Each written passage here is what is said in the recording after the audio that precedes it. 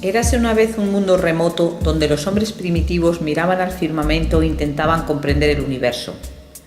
Con el paso del tiempo, los pueblos andinos comenzaron a fijarse en los cambios que se producían en el cielo e identificaron a la luna con la plata.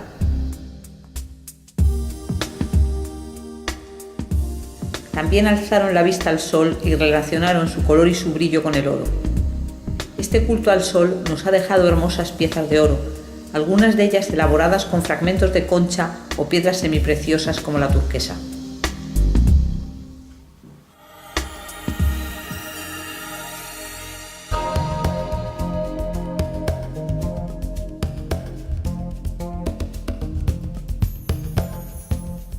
Sin embargo, el oro es mucho más. Es química, mineralogía, geología, historia, arte, tecnología e incluso medicina.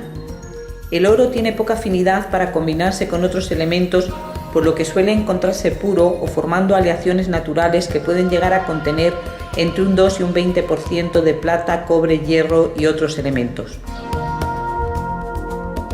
Desde el punto de vista químico, el oro es un metal de transición situado en el grupo 11 de la tabla periódica con número atómico 79. Es amarillo, brillante, blando, denso y el mineral más maleable y dúctil que se conoce.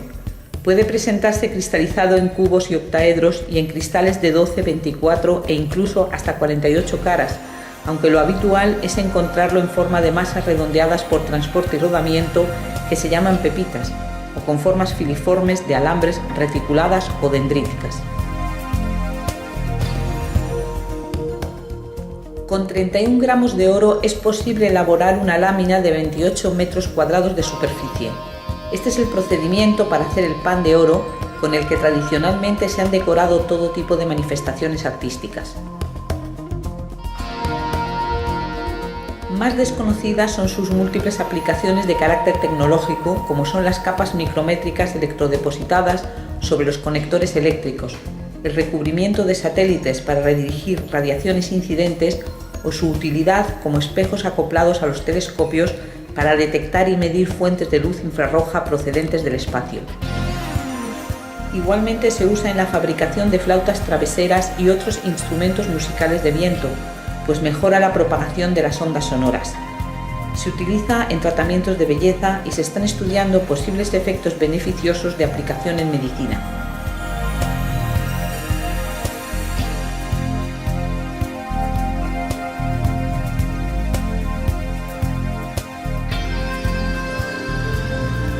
El oro se encuentra en rocas formadas en todas las etapas de la historia de la Tierra, desde el arcaico hasta áreas geotermales actuales y en todos los ambientes geológicos.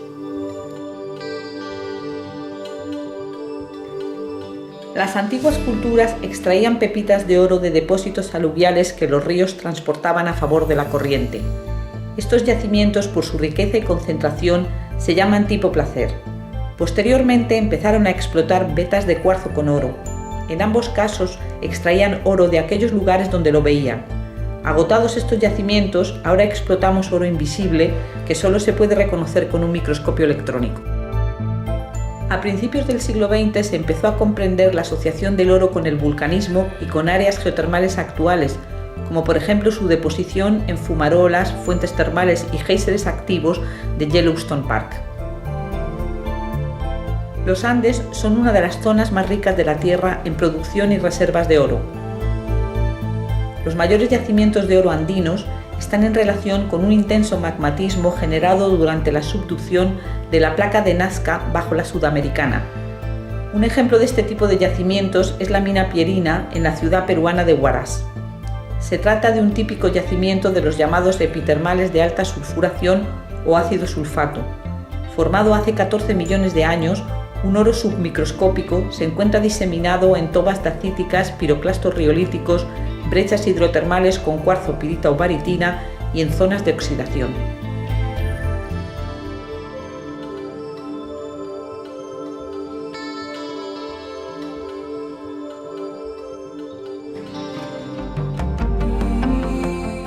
En la cordillera de los Andes se sucedieron desde 2000 años antes de nuestra era una serie de culturas que extrajeron y trabajaron el oro en un contexto funerario, ceremonial y suntuario. En el Perú, las sucesivas culturas se agrupan en base a la cronología de Rowe en un primer periodo denominado precerámico, 3 horizontes y 2 intermedios. En los horizontes predominó la influencia de una cultura única extendida prácticamente por todo el territorio. Los 2 intermedios son periodos en los que coexistieron varias culturas.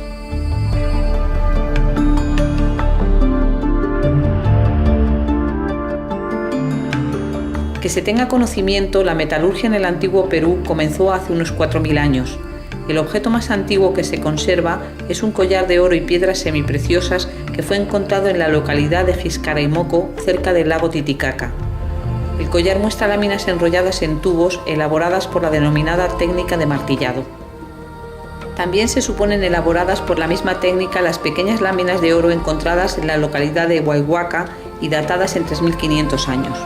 Hacia los años 1500 y 1000 antes de nuestra era se empezaron a trabajar cobre y plata.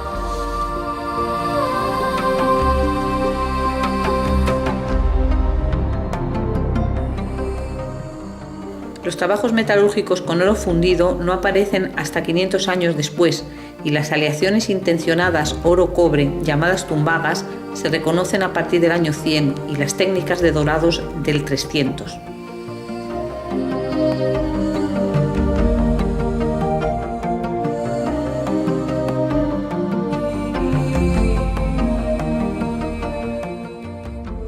Desde el año 600 la cultura wari generaliza el uso del bronce y alrededor del 700 se empieza a utilizar en la costa norte bronce arsenical para la elaboración de armas, herramientas, utensilios y comercio.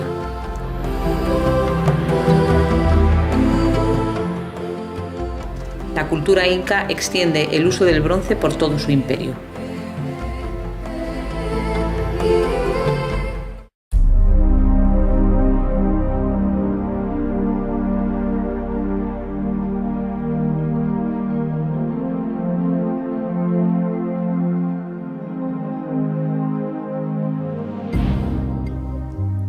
En el horizonte formativo, la cultura Paracas, que ocupó parte de la costa sur del Perú, elaboró oro en láminas para la realización de diademas, narigueras y adornos. Esta cultura es también conocida por la belleza de sus tejidos.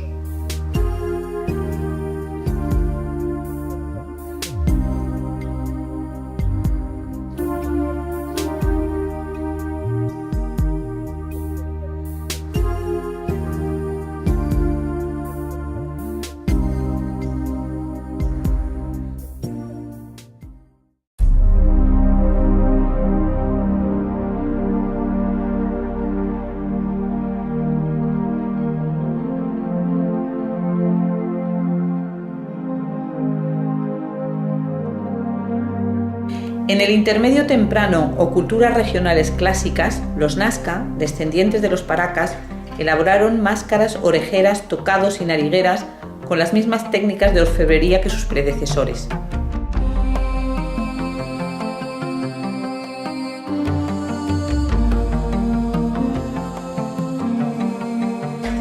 Los Nazca se caracterizaron por la belleza de su cerámica policromada, en la que con frecuencia se reconocen formas globulares y el asapuente. Esta cultura es mundialmente conocida por sus misteriosas pistas de Nazca.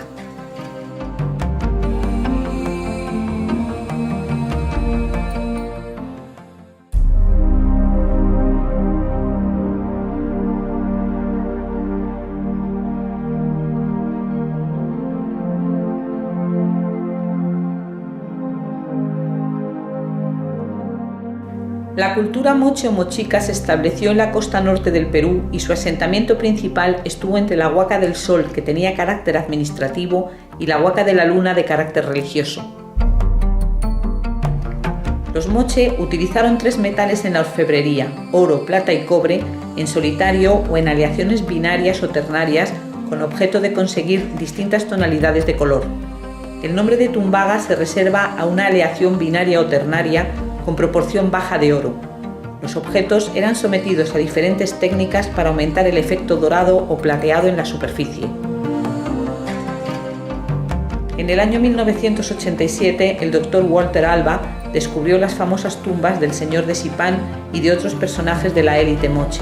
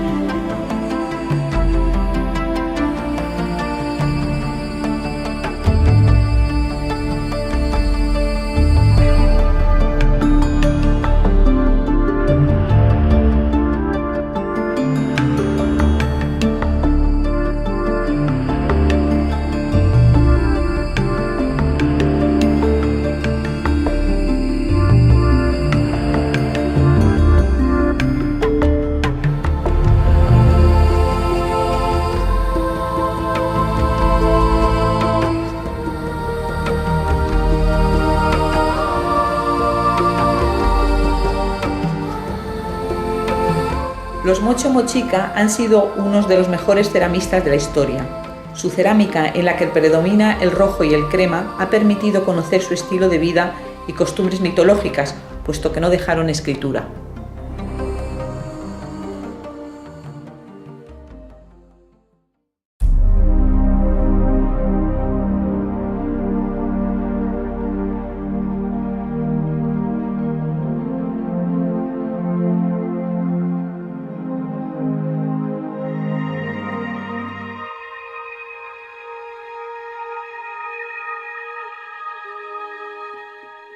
La larga tradición de la costa norte del Perú en trabajos de orfebrería con oro y plata fue desarrollada de forma excepcional por el pueblo xicán, cultura del intermedio tardío o estados regionales.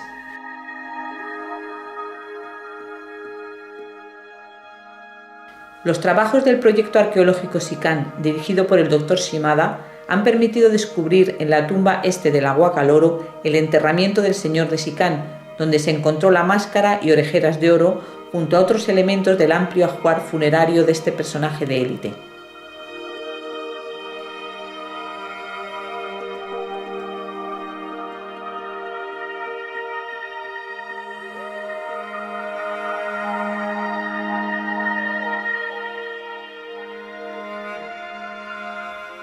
Un elemento diferenciador de la cultura xicán fue la utilización intensiva del cobre o bronce arsenical.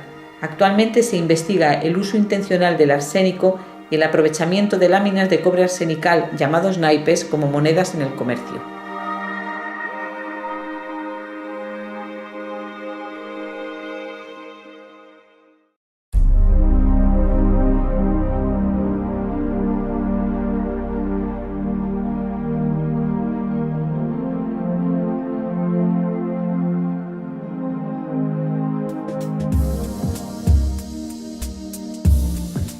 El centro más importante de la cultura chimú fue Chanchan, que quiere decir sol-sol o gran sol. Fuertemente amurallado, fue construido en adobe y con representaciones marinas.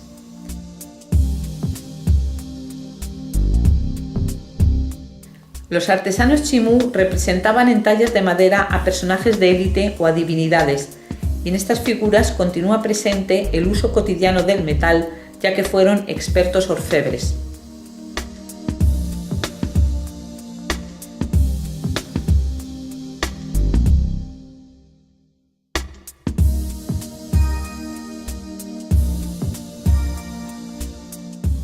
La cerámica de color negro es característica de los chimú. Son frecuentes las representaciones relacionadas con el mar y la pesca en caballitos de totora, que aún hoy en día se siguen utilizando en la costa norte del Perú.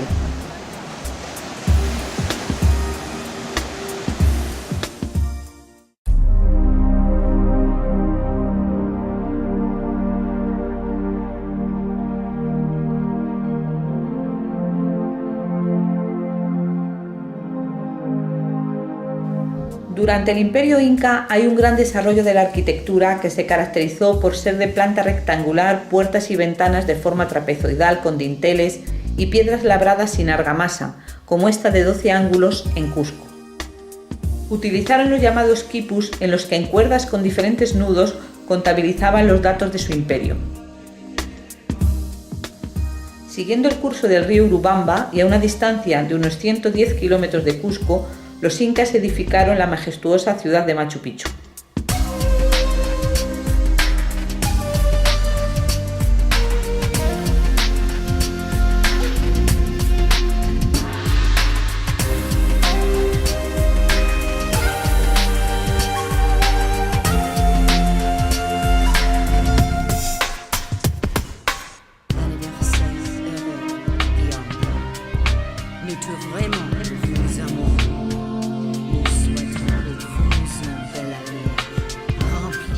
Los incas no aportaron grandes novedades respecto de la metalurgia, pues utilizaron todas las técnicas de las culturas que los precedieron, excepto el dorado. Cabe resaltar que usaron el método del incrustado de metales. Se generalizó la fabricación de armas y herramientas en bronce. Trabajaron pequeñas figuras para uso suntuario y ofrendas.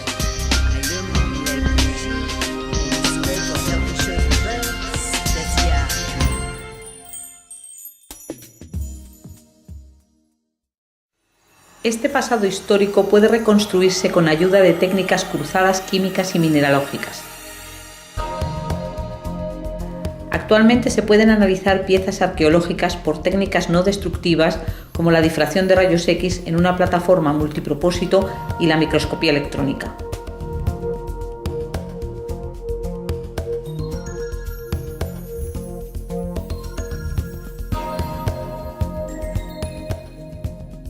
Como ejemplo, aquí se muestra una pieza arqueológica de la costa norte del Perú, cuyo análisis por espectroscopía de energía dispersiva de rayos X o EDX, técnica acoplada al microscopio electrónico de barrido o SEM, ha revelado una composición entre un 67 y un 45% de oro, el resto de plata y algunas trazas de cobre. En otras piezas, como estas varillas de la costa norte de Ecuador, posiblemente fragmentos de una nariguera, la misma técnica de análisis ha determinado una composición rica en cobre de tipo tumbaga.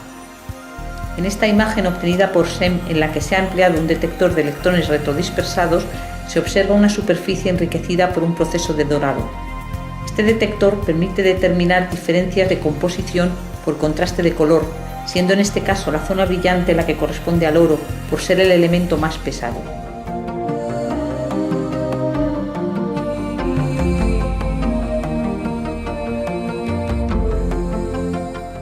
Hasta aquí hemos mostrado cómo el oro es química, mineralogía, geología, historia y arte.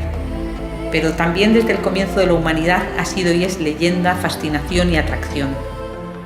Su relación con el sentimiento mágico religioso y la sensación de inalterabilidad hizo que algunos eligiesen el oro como compañero de viaje para toda la eternidad.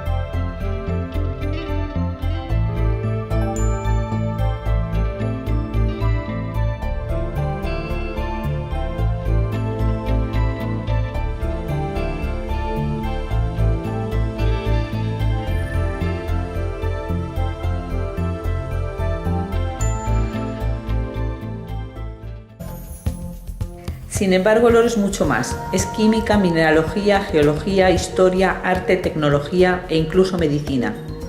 El oro tiene poca afinidad para combinarse con otros elementos, por lo que suele encontrarse puro o formando aleaciones naturales que pueden llegar a contener entre un 2 y un 20% de plata, cobre, hierro y otros elementos. Desde el punto de vista químico, el oro es un metal de transición situado en el grupo 11 de la tabla periódica, con número atómico 79. Es amarillo, brillante, blando, denso y el mineral más maleable y dúctil que se conoce. Puede presentarse cristalino.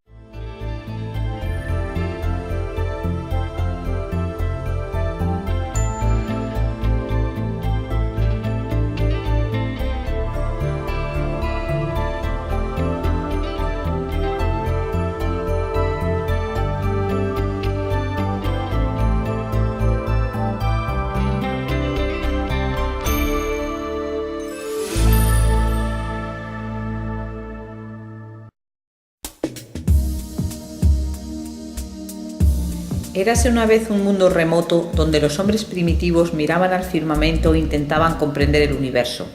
De carácter tecnológico, como son las capas micrométricas electrodepositadas sobre los conectores eléctricos, el recubrimiento de satélites para redirigir radiaciones incidentes o su utilidad como espejos acoplados a los telescopios para detectar y medir fuentes de luz infrarroja procedentes del espacio.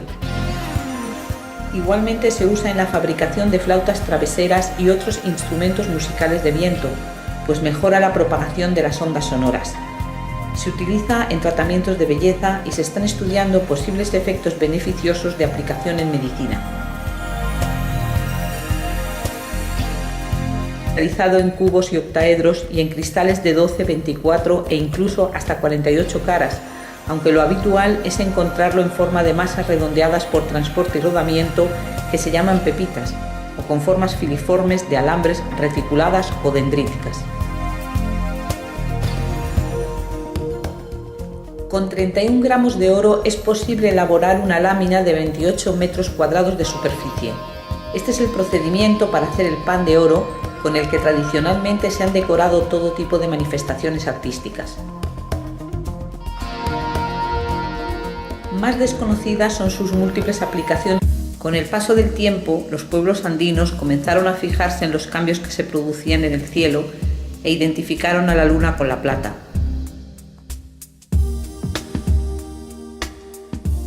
También alzaron la vista al sol y relacionaron su color y su brillo con el oro.